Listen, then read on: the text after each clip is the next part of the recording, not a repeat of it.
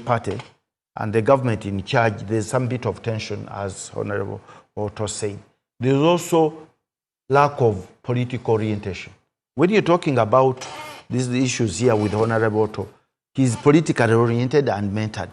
So here we have people who have joined because the population believes that they are representatives, but they have no political orientation. Yeah, but Honorable Nsibambi, when you get the skepticism of the public, of the political public out there, who believe that President Museveni cannot be a man of his word, do you think talks would yield anything? If at all, there are talks. Yeah, basically, Simon and viewers, we have no alternative. President Museveni has been here for 40 years. We have failed to engage him and his government, and there's nothing tangible. The roof has not caved in. The situation is going on. He has been declared by the Electoral Commission as the president-elect. He's going to swear in. He's going to form a cabinet. So you must really bend a little bit backwards. You are speaking like a victim of state capture. What do you have to do? Can you really change this government as it is? In my opinion, it's going stronger and stronger.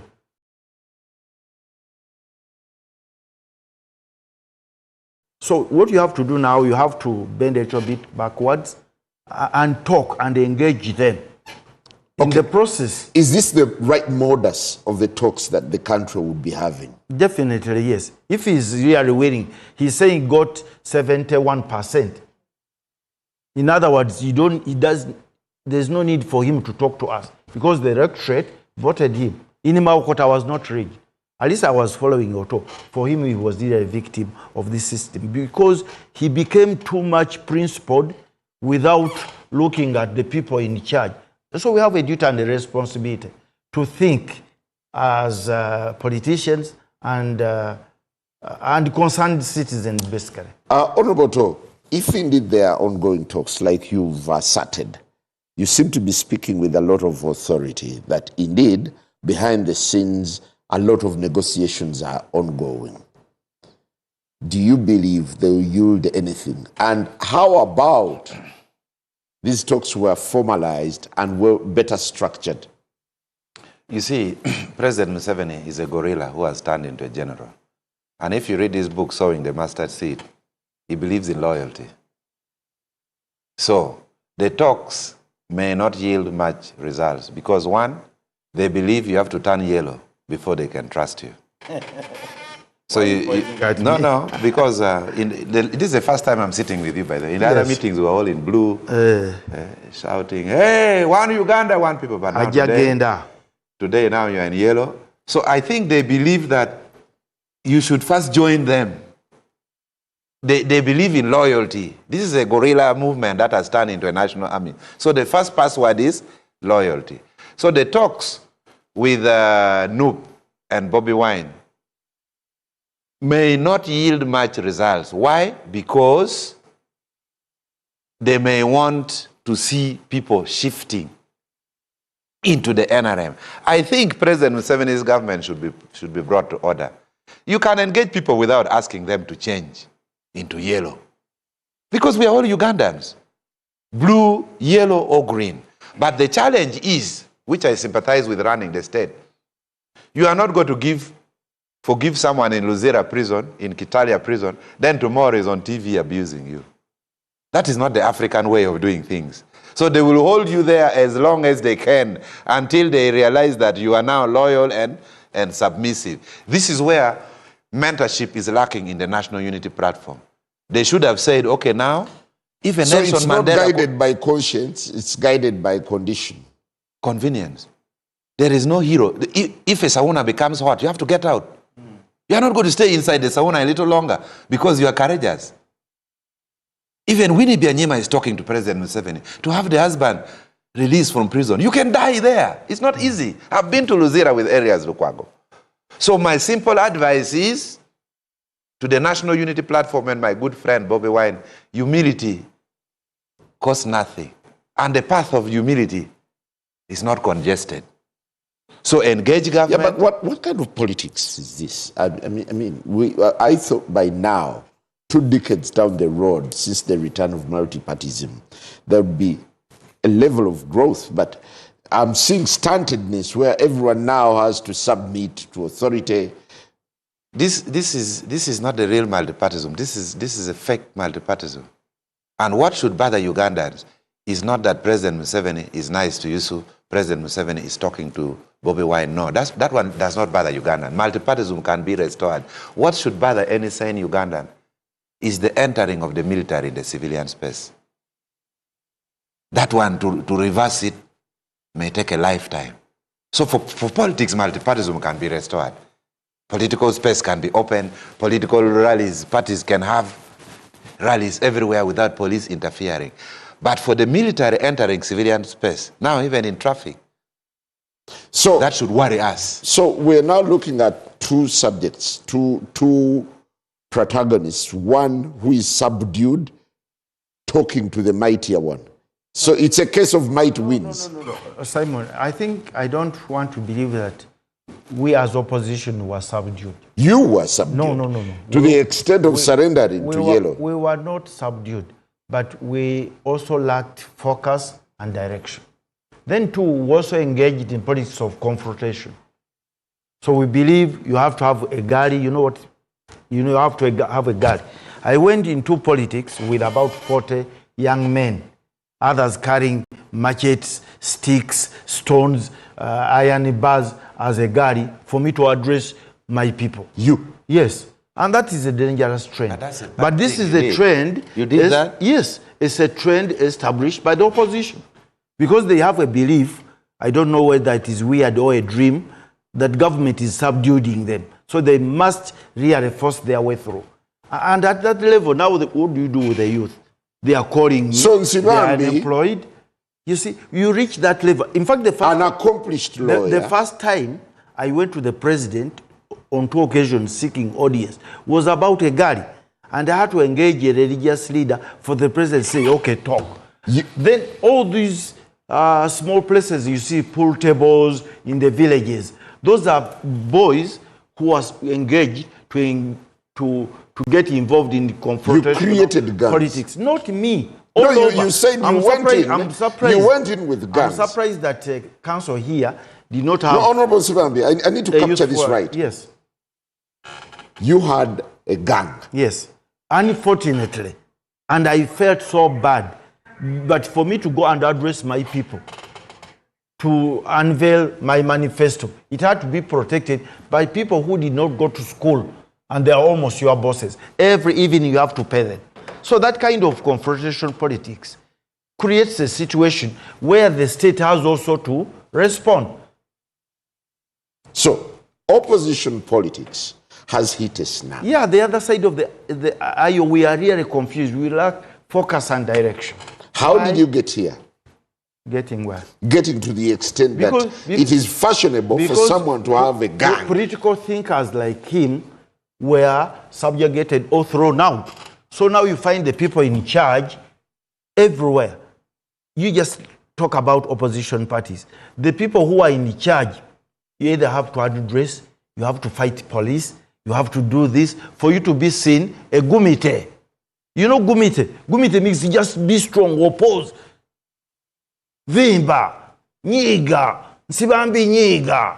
And that's the manifesto. If you now say, oh, we are going to do this, no, they say, what? You see, you have to tell a candidate, and the person addressing the candidate is the presidential candidate, the boss. Say, nyiga. Nyiga means what? Get annoyed. Gumite, be strong. So in the process, actually, as Honorable to say... How worrying is the retardation of politics? Back then, we had politics of war rooms where people would sit to strategize. Yes. Now it is about gangs. The new fashion is about gangs and sloganeering. This topic is covered in populism. Yes. So when you see populist political leaders without any ideology emerging at the political space, it becomes dangerous for democracy. Sebagala was a populist. He was, in political philosophy, we call him a pro-illiterate populist. He woke up. I remember you hosted him at Makerere. Yeah. You took him to the podium, and you were among the people who were chanting. He was a pro-illiterate. Bobby Wine is another populist.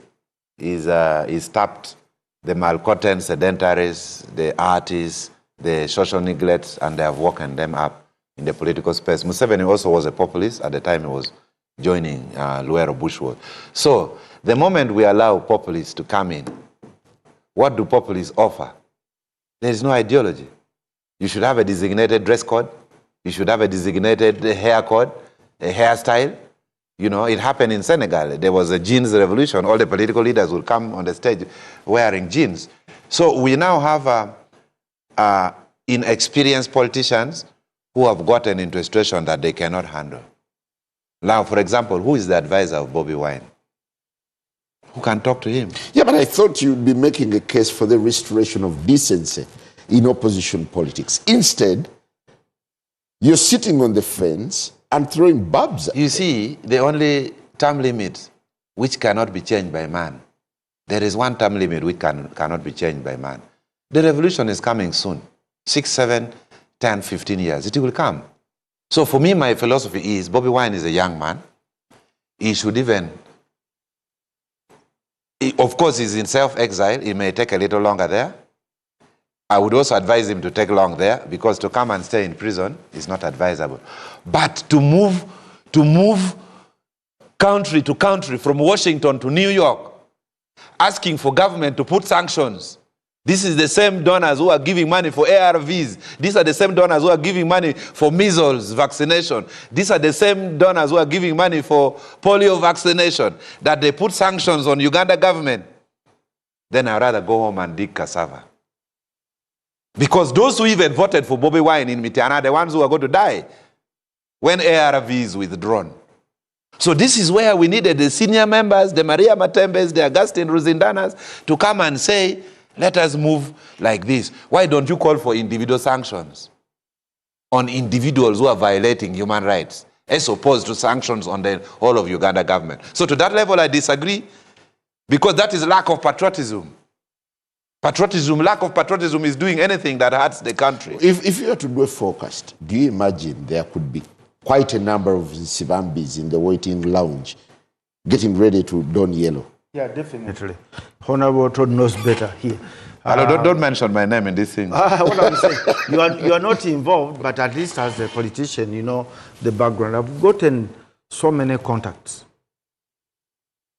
within the opposition who would want to see and talk with the president, but the majority are seeking for personal gains and interests. But I think there's money in this thing. Don't they give money like 2-3 billion when facilitation? No, I mean, yeah, personally, for people who are crossing. Personally, I was not given money as an individual, but I was given facilitation. I saw a brand new double cabin pickup. Yes. Worth about 600 million. Which is something you can make from your law farm anyway. So but it's not even to be personal. So you're already tapping dividends? Not me as an individual, but there's a situation we are handling which required some bit of facilitation, and the president talked about it when he was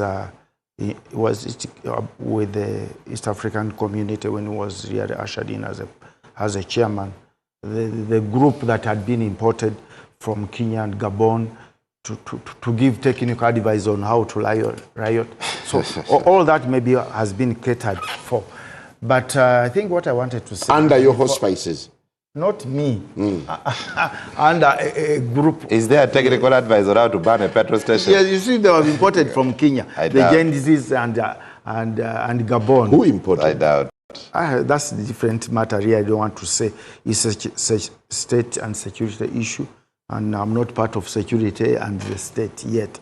So, but yet, you affirm that there was a group of Gen Zs? Me? Not me as an individual, but that group that was handling a situation after the elections and prior to the elections. So that group was there actually. It's a group about 300 young men from the neighboring countries. I don't want to say a specific country, but they are back now in their country. They were supposed to be rehabilitated because they were here for quite some time. But what I really wanted to say, members... They are members of the opposition who want to cross. Many. Actually, when we visited State House, we had 3 MPs I don't want to say serving, MPs went with, and 2 other members of NUP. The leadership of NUP also has part of the leadership has contacted me specifically. They really want to talk. Actually, the majority of the MPs now are not happy with the situation at NUP because they have no forum where they sit even as MPs. No organ, like SEC or whatever. They can sit here as opposition caucus or a NUP caucus, but their decisions and opinions and thinking is not fused in the party. I want to draw you back to the claim that... In fact, after swearing in, you are going to see faces you have never seen. I want to draw you back to the claim that, yes, indeed, there are talks being superintended by His Grace. Not His Grace, the Inter-Religious Council, generally, led by His Grace. Yes. What are the issues? I don't want to say and talk because I'm not the spokesperson of the Inter-Religious Council. But what I can say firmly that there are talks. So what do you make of the caginess and the denial of actors in the national enterprise? Yeah, because this is now becoming a business enterprise. The moment you say there are talks, then they say you go and talk. And wherever you are talking, it cannot empower you to get money, financial benefits. It's basically personal.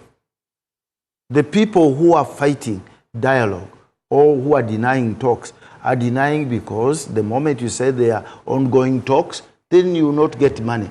You must show that you are oppressed and the oppressor is still in charge and you are vulnerable, you are financially incapable of handling this monster. Yeah, but I think it's the leaders themselves who are vulgarizing the whole thing of talks. Yeah, and we are going What would it take for them to be honest enough to say? Soon that information, in fact, President Museveni is saying, no, you should not be released. To give some bit of time to... So who is talking to who? NUP is talking, I know family. NUP is talking to the state through individuals I cannot mention here. But maybe the ordinary... Could it be the leadership of NUP or some members of NUP? Some members, I should say. Not leadership. Because when you talk about leadership, I really don't know any organ structured in NUP to talk as a leader. Anyone can talk. A wife can be in charge. These are imposters. These are imposters who claim to be from NUP. I don't know because I'm not NUP. I really want to apologize that bit, but at least I know some members of NUP are talking.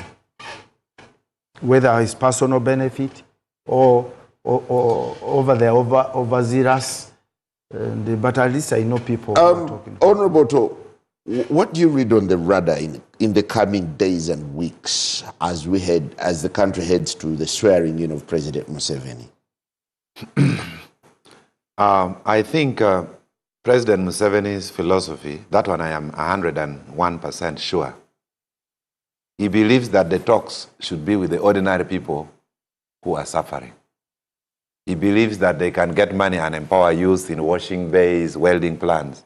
He does not believe in talks with the political leaders that many are interested in money. But for me, my prediction is, if you want to remove the tankers off the streets, you want to remove the police vehicles, you want to stop this occupation of Kampala city, because I would say we are under occupation. And the opposition is in Kampala, the opposition is in Buganda, and this is the most populous tribe in Uganda.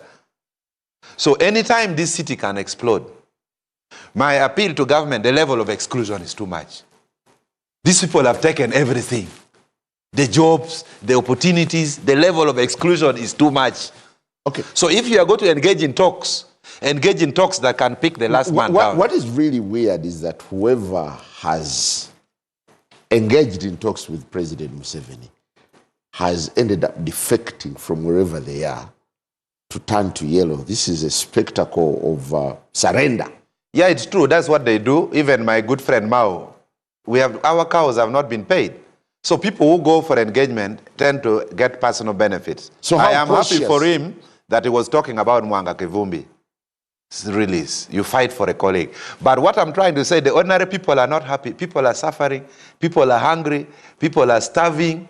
It is not going to be business as usual. There should be political inclusion, even in the composition of the next cabinet. We are not just going to stay there. Your side of the bread is buttered. You are eating eggs. For us, we are eating kikomando. You are eating pizza. People are eating Rolex. So that is where the talk should be. So there should be interventions by government to help the ordinary people in the ghetto. Okay, do you get a sense that the opposition that was bruised in the elections is picking up the pieces, or it's just in disarray? The leaders are in disarray, but the ordinary people who voted, they are bitter. They are going hungry. The level of exclusion is too much. So those are the ones that President Museveni should engage. If you give Zimbabwe a ministerial position, you don't solve the problem. Even if you make Bobi Wine the vice president, you don't solve the problem. The problem is the level of unemployment, the level of poverty, the level of inclusion, the government projects, Ntandikwa, NUP, all these projects, PDM, they are failing. So something should be done to help the ordinary people. Honorable Swambi, as we get out of here, how are you contending with the perception that you betrayed the cause? Mulondo. They're saying Mulondo. I'm sorry, that is laughable, because the first 2 occasions I wanted to meet the president and government, he said, no, there's no need. I've defeated you. No, actually, that was before election. He said, I've defeated you. I said, how? He said, you have no, as Honorable told, you have no common person or man. You are just here, scenario, you are causing unnecessary anxiety. Until we said, okay, you come and we talk. So when I talked to him, I really had no personal issues at all. And my engagement with him and some prominent religious leaders has been at that level. I've never gotten a coin. But as a Ugandan, I'm also entitled. Yeah, you're a taxpayer. It is a taxpayer's money. To sharing in the resources, not just bribery. If it is a job, I will willingly take it on and also see what I can really add to the development of this what is country. true is that the issues between President Museveni, the NRM, and the opposition are irreconcilable. No, they are not irreconcilable. We are failing, issues of a disputed we are election, failing to sit as opposition. Of violation of human rights. To harmonize our positions. Now, what is the position of the opposition forces about all those issues? You're no longer there. We have never sat. We had never sat, even in shadow cabinet. Apart from creating anxiety and animosity against a state, duly established, de jure or de facto. So basically, we also have a problem. If you talk about Uganda Central here, what are the issues of Uganda you are raising? At least Soto here is raising issues of cattle compensation. What do we have to raise apart from singing and dancing? So at that level, really we have to refocus. As critical thinkers and politicians, we really have to sit down. We have never sat down. We have all these political forces created and registered in Uganda, but we have never sat as FDC, as NUP, as DF. We keep coming up with different formations which have no direction and focus. Gentlemen, I must really thank you. We must cede space for the next show. Thank you, Honorable Dongoto, and thank you, Honorable Yusuf Nsibambi. That's pretty much what we had for you this morning. As the conversation continues online, is the country at the crossroads after elections? And what is the way out? Good morning.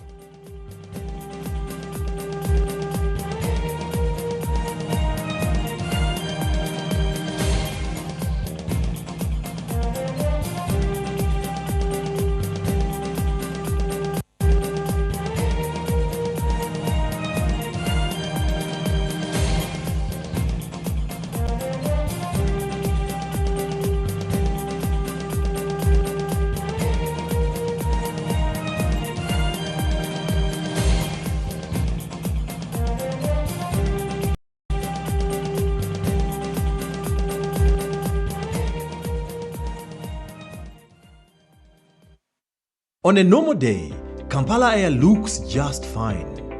But what we don't see is how unsafe and toxic it may be, which has led to an increase in respiratory diseases or even death. But we don't have to lose another life due to air pollution. We can change this situation. Join us to turn Kampala into a smart green city. Choose to ride or board a Spiro e-bike that doesn't pollute the air. Zukuka, make the smart move. Union, the better way.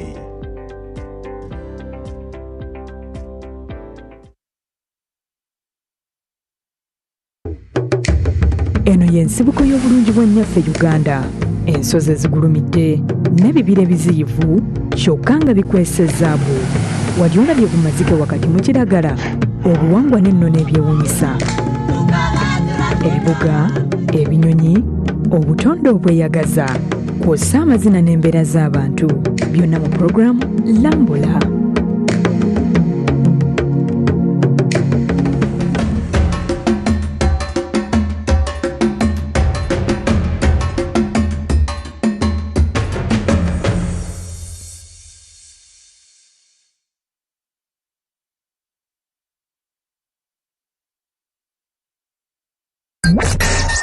The world is going digital and creativity is no longer just a passion, it's a pathway. Next Creator is building dignified job opportunities for young people by turning creativity into real careers. It's about more than just content. It's about learning digital skills that lead to sustainable income, branding yourself with confidence, understanding influence and the digital economy. Next Creator equips young creatives with the tools they need to grow, adapt and thrive in a fast-changing world. If you want to turn your ideas into opportunities, if you want to make creativity work for you, this is where you start. Next Creator, your skills, your future, your opportunity.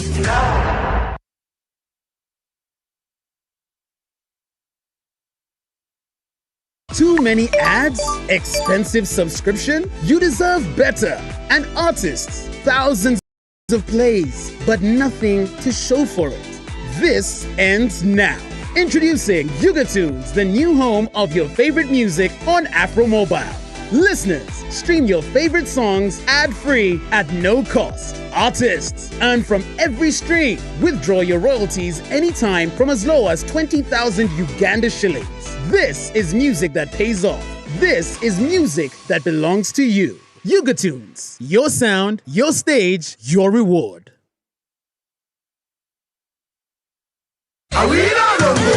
Urban Life Productions and Equisio Pasca na Awilo Longomba live from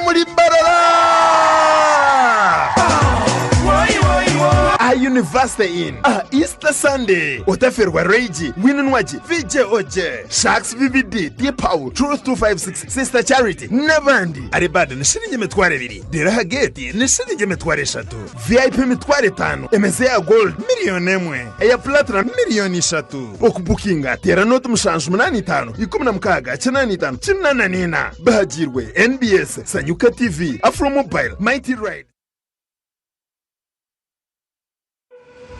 Some things don't arrive. They've always been. You see, every day that I wake up, I am more than what you see.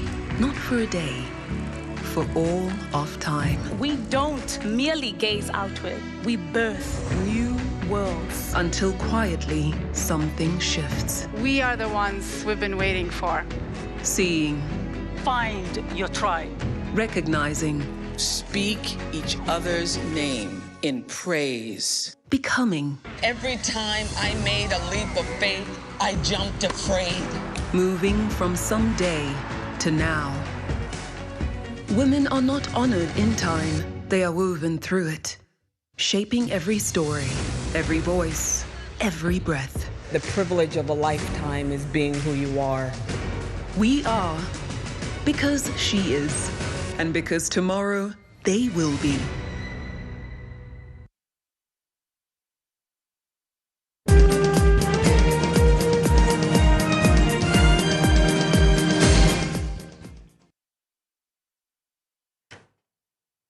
Well, a very good morning. It's good to be here on the breakfast meeting with you. My name is Victoria Sabatsani. Now, let's get to a conversation that has been quite a famous conversation the past couple of years. Artificial intelligence, or what you know as AI. Now, artificial intelligence is no longer a future conversation. It is already reshaping how banks assess risk, service customers, and even make decisions. But as the technology moves fast, the question becomes, or rather the question is Uganda's financial institutions and professionals really keeping the space, and how are they faring right now? Now, this morning, we explore a new strategic partnership that aims to build AI skills, drive innovation, and prepare Uganda's banking sector for a data-driven future. Now, joining me this morning is Dr. James Okello Onyoin, who is the board chairperson in this capacity now of Vision Africa AI, and so much more, of course. And we also have Ms. Gority Masade, who is the CEO of the Uganda Institute of Banking and Financial Services. Good morning and welcome to the breakfast meeting. Good morning, Victoria. Welcome back, Dr. James. Good to see you as well. Thank you. Thank you. Very interesting conversation that we ought to be having, especially about AI. I like the conversation about AI, but we're seeing artificial intelligence enter into different industries and people taking it on, whether that's in the media, education. Now we're having a conversation a little more about the financial and banking sector, which is quite a big sector that affects us financially and our livelihoods. And now we're bringing artificial intelligence. Madam Gority, let's find out, how is AI growing in this sector, in the banking and financial sector? What are we seeing? What is it that we regular people don't know of what's going on in the sector when it comes to AI? Thank you very much, Victoria. Good morning, our listeners. Indeed, it's good to be here and particularly talk about a subject that is of importance at the moment. I would like to say that AI, as in all aspects, is growing. It's still early in some cases, in particular regions, but it is growing. When we talk about the banking and financial services sector, this is a sector where you have a lot of data. You have a bank that has got about a million customers. And these customers are engaging every day. So AI is supporting banks in ensuring that they respond to their customer needs better. Just simple customer experience, or actually get to understand what would their needs be, depending on where their life cycle is. It is helping in assessing risk where a normal person wouldn't be able to. When you look at a normal transaction, somebody would have to come to your house to understand who you are. Somebody may have to look at collateral, but somebody may not know your behavior elsewhere. So AI, being a technical tool that assesses a lot of data, looks at your behavior, would actually look at your mobile transactions, look at how you probably pay your bills, even look at how you interact with others on social media, for instance. So that helps a great deal in banking and in banking and financial services. It helps a great deal in getting the decisions right. Absolutely. But do you think that institutions at this moment are fully aware of how quickly AI and technology is shifting, and how quickly we need to adapt to the new trends? Do you think that we are aware of that? I am certain that we are all aware. Yeah. The issue is, it's very different to be aware and having the capability to deploy a technology such as that. So what we are working on right now, for instance, this kind of partnership, is to see how quickly do we get our clientele, our members, to understand what this is all about in two aspects. Actually three. One, the risk involved. Two, the governance required, and the potential it has. Because guess what? We are actually realizing that there is taking up AI at an institutional level and at an individual level. The individuals tend to be faster than the institutions, because we are all different in our characteristics. Some people are innovators, some people are early adopters, others are, followers, others are laggards, as it is. So within our institutions, we have some really serious innovators and early adopters, and they are continuing to use it. They have started. The question is, are the institutions aware? And this is not just banking and financial services. Are the companies aware that their Gen Zs or their, whatever you want to call them, millennials, are using it yet? And if they are, there's a risk. Because then the question is, there has to be, the leadership needs to be aware and take on now the strategic role that we are talking about, saying what is our strategy going to look like? What is our governance going to look like? How are we going to secure this? Are we going to use open source? Are we going to have our own solution? So that's what it is. I'm very interested in finding out some of the risks that you mentioned earlier when it comes to AI and the banking sector per se, and also what it looks like in Africa altogether. But Dr. James, let's talk a bit from your perspective and the urgent need for AI integration within the banking sector. Do you think it is urgent, or do you think we are exactly where we need to be? It's actually urgent. I think the first word you used is the right one. It's very urgent that the players in the banking industry really get to know how to make use of this very, very useful technology. Because like Goreta has just described the various fields in which it can be used within the banking sector. For example, if you look at customer satisfaction, with AI now, it is even possible to have an AI agent which can actually answer questions from the public or from your clients. You can have an AI agent which can, because there are things that are routine, that are always the kind of questions people ask. For example, if you wanted to open an account, you'll be asking, what do I need in order to open an account in this bank? The AI will be able to tell you, maybe you need to, spell your names the way you normally spell it in your identity card. We need a copy of your identity card.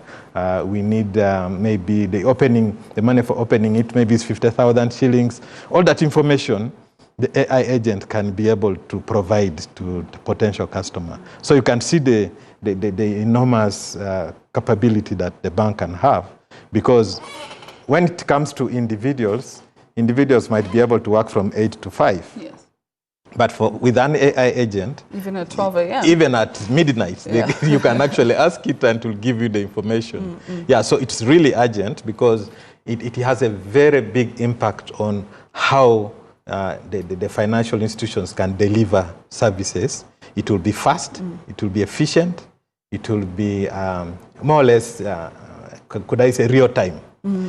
Now, of course, as an auditor, I also know that there are risks involved. Yes. And these are the things we're working with the Uganda Institute of Banking and Financial Services to make sure that people are aware that this technology has this potential, but how do you adopt it in a responsible manner and use it safely? Do you think that it is risky for some of the institutions not to adapt fast into integrating AI into their services? Yes, it is a risk if you are not prepared. Okay. Yes, that's why we are coming together and say, okay, you have strengths, you have the infrastructure to deploy training and education and awareness within the banking sector.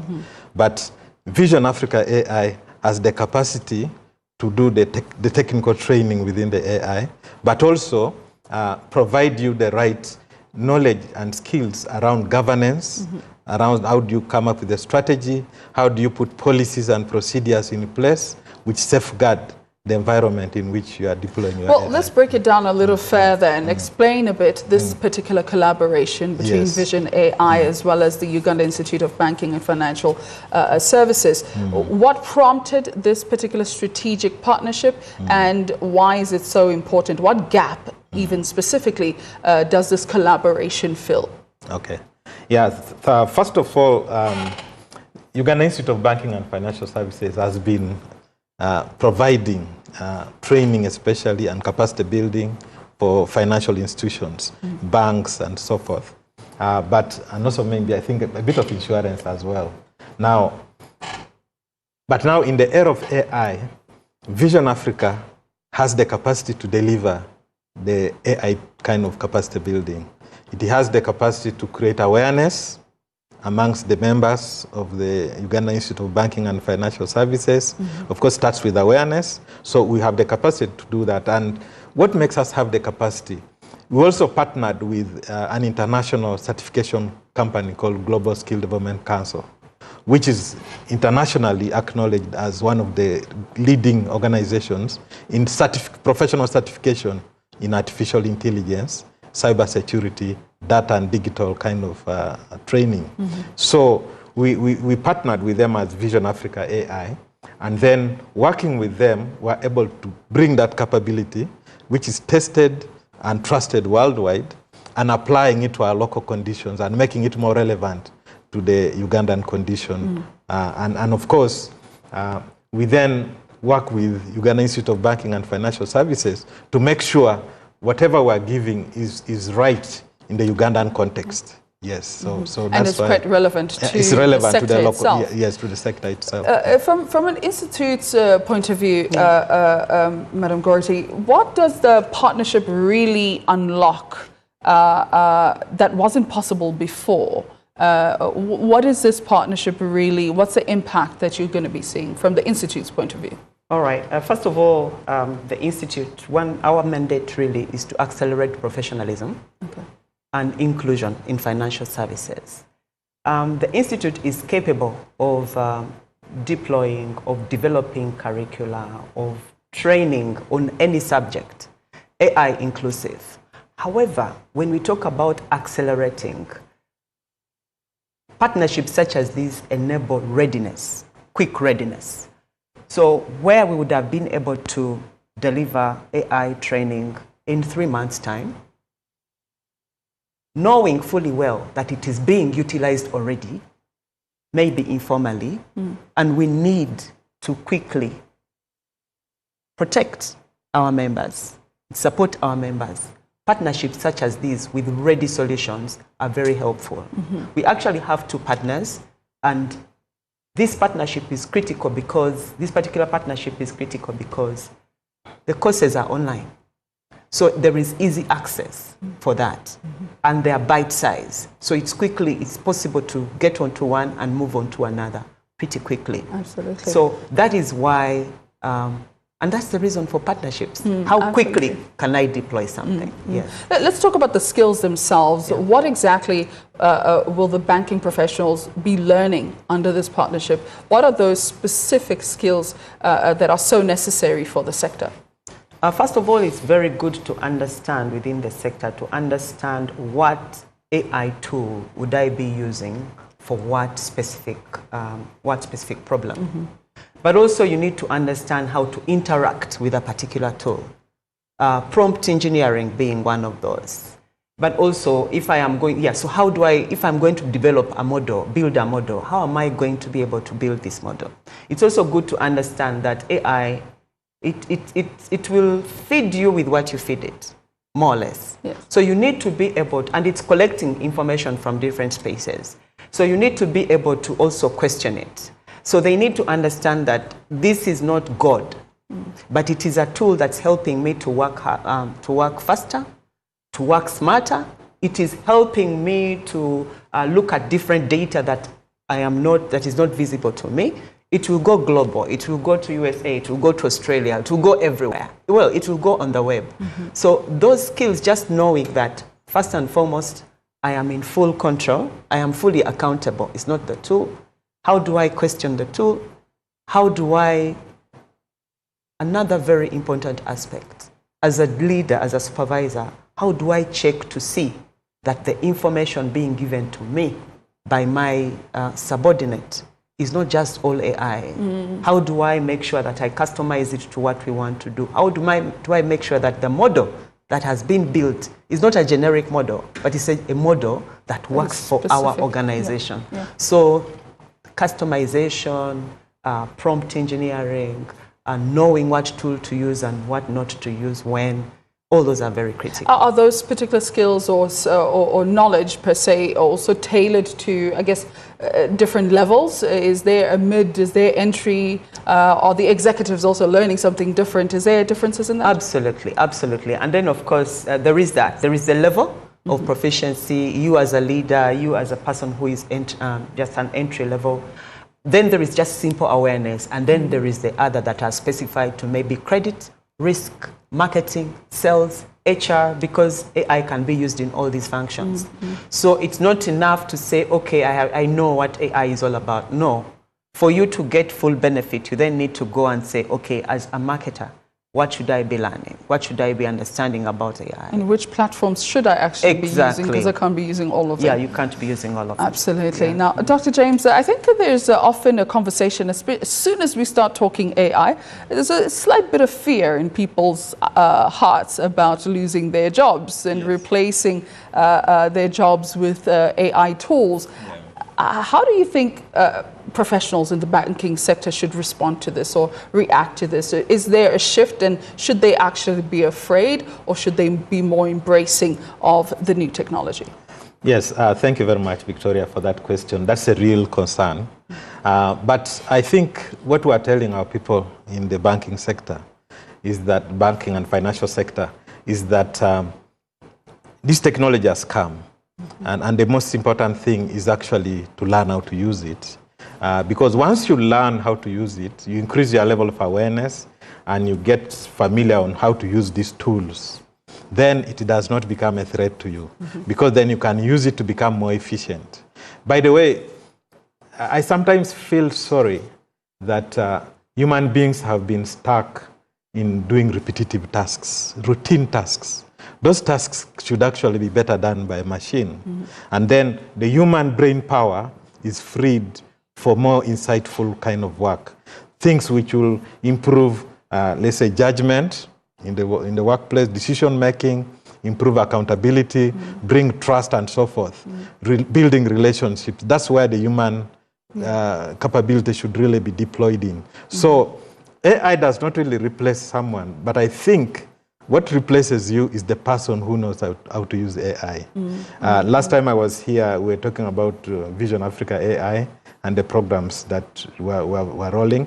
And I remember mentioning that these days, for example, when we are just attending a meeting, when you use an AI tool like Copilot, for example, to take the minutes, immediately after the meeting, the draft minutes are actually ready. So the secretary can just go through to make sure everything is properly, the names are correct and all that. Because sometimes people log in as iPhone this, so you will know that iPhone so was Victoria, so you just need to change that Victoria. And before you know it, within 30 minutes, the minutes are ready. What used to happen? You would go for a meeting and you wait for 2 weeks to get the minutes, isn't it? And people in the 2 weeks are not doing what they're supposed to have taken action on. And then they get the minutes when it's almost time for the next meeting. So that was really unproductive. Now, as an employer like myself, in Vision Africa AI, if I have 2 people, one knows how to use AI, can prepare minutes in 30 minutes. The other one doesn't know, will prepare in 2 weeks. Which one will you employ? Of course, yeah. Faster, the choice is clear. Yes. Absolutely. So I guess it's more about augmentation rather than it is about replacement. People need to be able to integrate that. Now, Madam Gorotia, how do you ensure that, I guess, the adoption of AI does not, or rather remains responsible and ethical? Because you touched a bit on how do I make sure that whatever I'm receiving from my subordinates is not just strictly AI, that it is completely tailored to what we need and what's important for the company. So how are you going to maintain that, or how are you even going to see, what's the plan in that case? All right, so first and foremost, it's good to understand that by AI coming, the environment hasn't changed at all. So people are unethical anyway. People can be ethical or unethical. In the banking and financial services sector, we already have a code of conduct. And every organization has a code of conduct.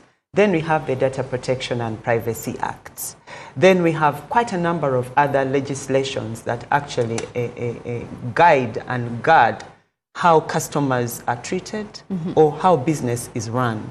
So anti-money laundering, all these other acts are available. So that's not going to change. So as long as you have signed off and said, well, this is code of conduct, I've signed it off, I know what I'm supposed to be compliant on, that will not stop. And that is training that we continue to do on a day-to-day basis. However, just because you've asked the question, it's very likely that somebody will say, oh, I have AI, I can do everything that I want. Somebody's already trying to find a loophole. Exactly. Somebody's finding a loophole. So our training, all the training that we are undertaking is going to have a focus on that, on ethics, how to ethically use AI. Sometimes you may use it in an unethical manner and you're not aware. So we are going to have to train people to say, okay, well, this is ethical, this is not ethical, this is safe, this is not safe, this is compliant, this is not compliant. Who decides what's ethical and what's not in that case when it comes to AI? Because it's a bit complicated, it's a bit murky, if I should say, because people think they can just do anything, obviously, with AI. And then who sets the standards? I guess that's my question. Is it us or is it AI? No. Don't let AI. If you let AI set your standards, because AI will just, it will give you what you want. Of course. So if you feel that this is ethical, and most likely it may, but okay, well, oftentimes if you ask, it will tell you what is and what's not. But now you're looking at ethics against AI. So the standards are set, I've mentioned. So some standards are set. So I'll choose whether to put certain data, my customers' data with the picture, name, where personal they work, details. age, personal details. That's unethical. Yeah. The standard has been set by a law.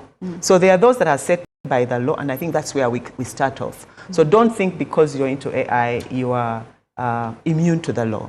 Absolutely not. So that means that there's room then for even more regulation, do you think? Absolutely. Better policies, better laws in that case, isn't it? In that case, let's talk a bit about the masterclass, the upcoming masterclass, and because it's a very interesting conversation.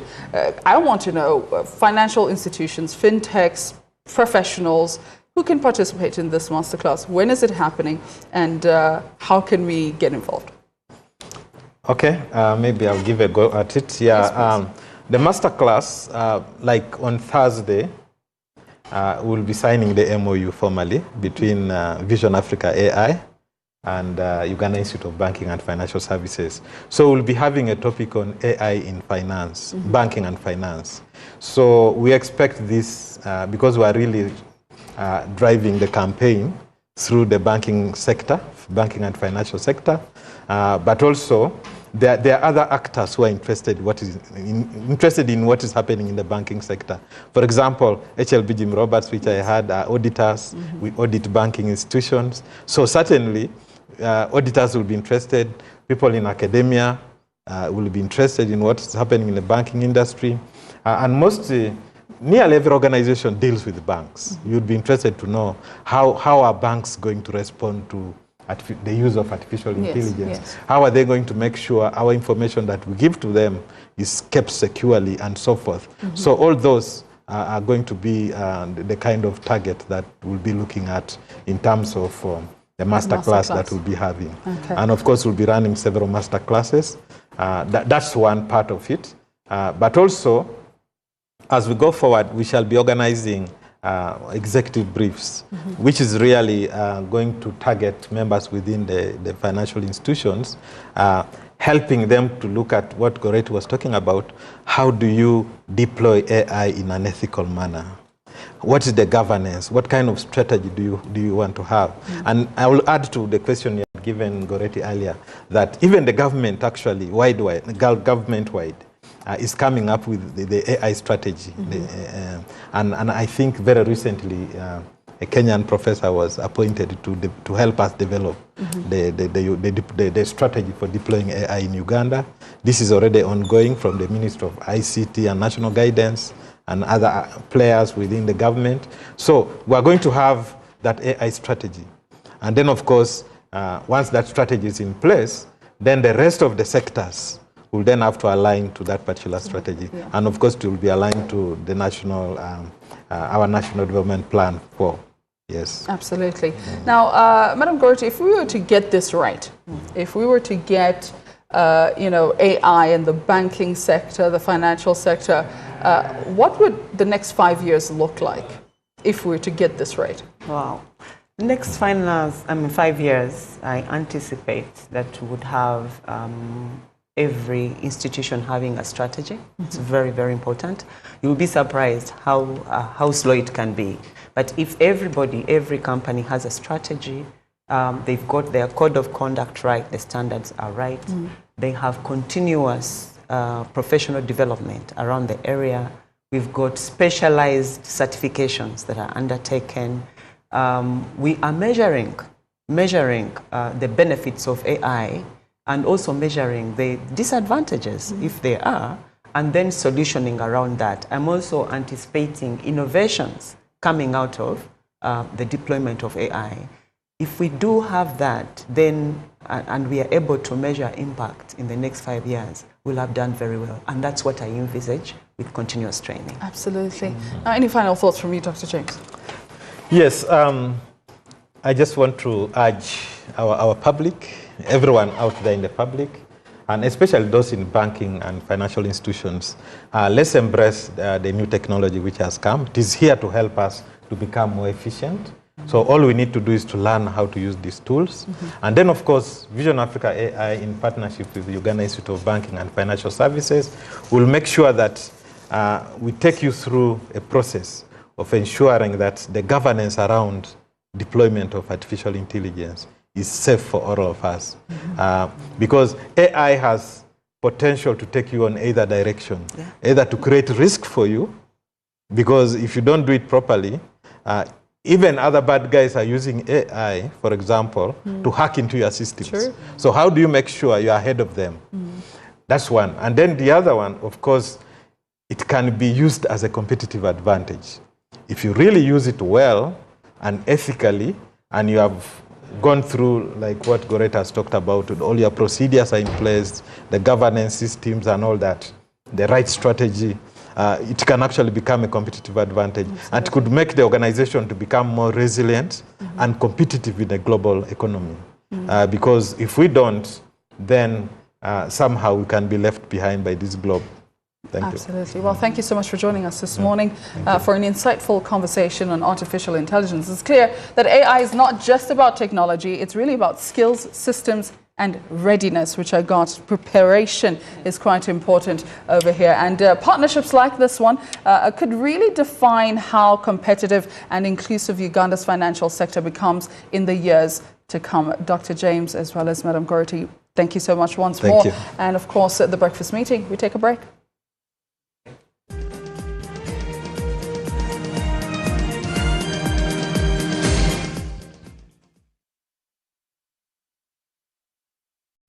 eno bagiyita Easter Monday Festival birabiri mukaga koro beach entebe omuyirani jaita hashbulhan songa ulira amaje Queen Kama Shiba Karungi Fire Baby Winnie Nwaji John Black Karo Kasita Fik Maika Joe Steady Kataleyan Kando Tracy Melon Have a Peace Fefe Bosi Namisha Kapeke Biswanka Maulan and Rain Madrat and Chifu Acidity Vocals Temperature Touch The comedian never DJ MC Ya Prima Mama So Mukambwe Musimu Wamimbi Adakera Wataja Kuimba Alebad Onyiga Kamnyenyi Mumkaga Tanu Kamnyenyi 20 Kadara Nosaswa Mtuaro Gumu Ate Kugeto Saswa Gumu Chitundu Abana Basaswa Mtuaro Gumu Tiketi zili kumomo Ebyo kuzanyisa byabana Hokuuga Ekyenyanja Yoneko Aero Beach Easter Monday Biwagidwa Momo Abitex Promotions Horona Tura Muntebe Fuga.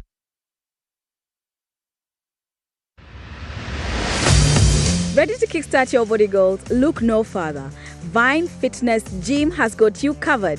Located in the heart of Bukoto, Vine Fitness is the state-of-the-art fitness center packed with everything you need to hit your body goals. From the cutting-edge cardio machines and strength training equipment to fully equipped functional training zones and relaxing areas, all designed to support your fitness and wellness journey. Looking to tone your body, build muscle? Our program includes expert strength training and even access to our steam bath. So what are you waiting for? Visit us today at Chirabo Complex, 3rd floor, Bukoto. Vine Fitness Gym, your body, your goal, your gym. Are you planning an event? Think of X Events. For the best photography and videography of all kinds, we believe that every moment is worth capturing. whether Kwanjula, weddings, Kuhinjira, bringing out the culture and glamour. And of course, a professional team that has mastered the art of the game and Progear with elegance. X Events is located along Rubaga Road on Access Building opposite Hotel Sojavalo. X Events, capturing your precious moments.